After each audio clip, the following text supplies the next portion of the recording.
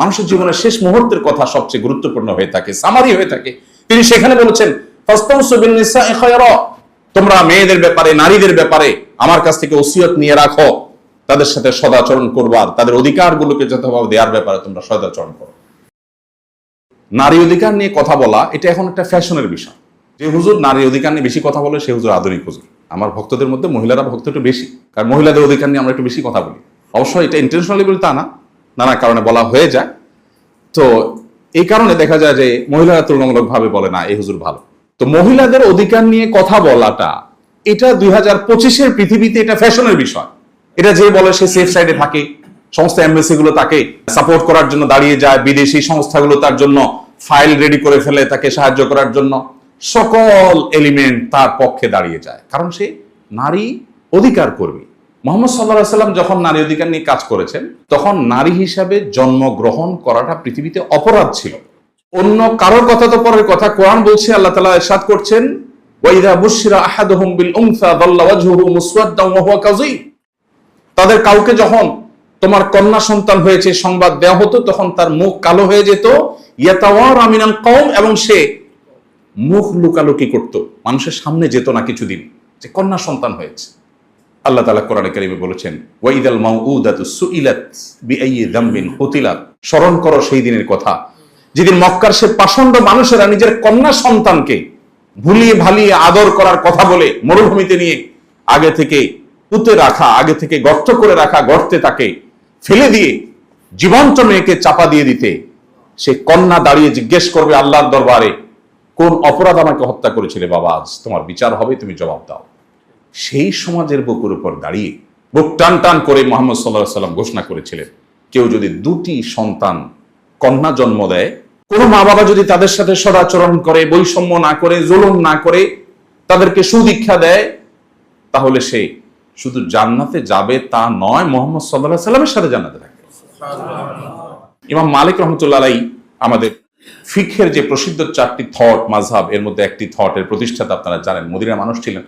তিনি বলতেন, আল আম্বিয়া ও আবুল বানাত, যার অর্থ হলো নবীগণ কন্যাদের বাবা। বেশিরভাগ নবী রাসূলদেরকে দেখা যায় আল্লাহ তাআলা মেয়ের বাবা করেছেন, ছেলের বাবা তুলনামূলক কম পাওয়া যায়। খোদ মুহাম্মদ সাল্লাল্লাহু আলাইহি ওয়াসাল্লামকে আল্লাহ তাআলা ছেলে দিয়েছেন, কিন্তু ছেলে শৈশবেই নিয়ে গেছেন। 4টি সন্তান তার বড় হয়েছে, বেড়েছে, স্বাভাবিক জীবন পেয়েছে, তাদের 4 জনই কন্যা। এটা কিন্তু সাধারণ বা কাকতালীয় কোনো বিষয় নয়। অর্থাৎ আল্লাহ তাআলা নারী অধিকার সত্যিকার অর্থে তাকে দিয়ে প্রতিষ্ঠা করবেন, নারীদেরকে বঞ্চনার হাত থেকে মুক্তির কাণ্ডারি বানাবেন, সেজন্য তার ঘরে 4টি কন্যা সন্তান দিয়েছেন আল্লাহ। ছেলে সন্তান দিয়েছেন যেগুলো সবগুলো নিয়ে গেছেন, একটাকেও রাখেন। মানে তিনি নিজের কন্যার বাবা হিসাবে গর্বিত মানুষ হয়ে মক্কা এবং মদিনা সহ তখনকার পৃথিবীর মানুষকে সভ্যতা শিখাবেন, কিভাবে মেয়েদেরকে মমতা দিয়ে বড় করতে হয়। তার প্রতি নাজিল হওয়া সূরাগুলোর মধ্যে সর্ববৃহৎ আয়তনের সূরাগুলোর একটি হলো সূরাতুন নিসা, অর্থাৎ নারী সংশ্লিষ্ট সূরা। কিন্তু কোরআনের কোথাও সূরাতুর রিজাল বা পুরুষ সংশ্লিষ্ট সূরা নেই। মুহাম্মদ সাল্লাল্লাহু আলাইহি ওয়াসাল্লাম তার বিদায় হজের ভাষণে মানুষের জীবনের শেষ মুহূর্তের কথা সবচেয়ে গুরুত্বপূর্ণ হয়ে থাকে, সামারি হয়ে থাকে। তিনি সেখানে বলেছেন, ফাস্তাউসু বিন-নিসাই খায়রা, তোমরা মেয়েদের ব্যাপারে, নারীদের ব্যাপারে আমার কাছ থেকে ওসিয়ত নিয়ে রাখো, তাদের সাথে সদাচরণ করবার, তাদের অধিকারগুলোকে যথাভাবে দেওয়ার ব্যাপারে তোমরা সদাচরণ করো। প্রিয় ভাইরা, নবী করিম সাল্লাল্লাহু আলাইহি ওয়াসাল্লাম মায়ের জাতিকে মুক্তি দেবার জন্য, তাদের সম্মানকে প্রতিষ্ঠিত করবার জন্য, পাতালের অতল তল থেকে তাদের মর্যাদাকে তুলে আকাশের সুউচ্চ আসনে আসীন করবার জন্য যত পদক্ষেপ নিয়েছেন, শত সহস্র গবেষণা করেও সেগুলো কোনো কুলকিনারা করা কঠিন হবে। তিনি যখন এই গবেষণা করেছেন তখন কিন্তু নারী অধিকার নিয়ে কথা বলাটা এটা ফ্যাশনের বিষয় হওয়া তো অনেক দূরের কথা, এটা অত্যন্ত চ্যালেঞ্জিং একটা বিষয় ছিল। তিনি সেই কাজটা করেছেন।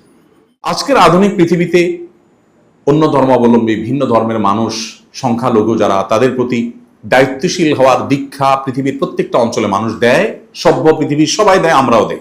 মুহাম্মদ সাল্লাল্লাহু আলাইহি ওয়াসাল্লাম তার কার্যক্রমগুলো মূল্যায়ন করতে হলে আমাদেরকে কিন্তু ১৫০০ বছর আগে ফিরে যেতে হবে। আমরা 2025-এর পৃথিবীতে যদি তার কার্যক্রমকে মূল্যায়ন করি, এটা সঠিক মূল্যায়ন হবে না।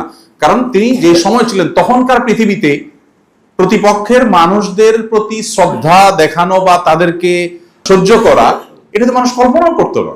সেই সমাজের বুকে তিনি রণাঙ্গনেও কোনো ধার্মিক, কোনো উপাসনালয়, কোনো উপাসনালয় ইবাদতরত উপাসনারত সে যেই ধর্মের মানুষ হোক তাকে আঘাত করতে আবু বকর রাদিয়াল্লাহু তাআলা পরিষ্কার ভাবে ফরমান জারি করেছেন অফিসিয়াল, খবরদার এটা করা যাবে না।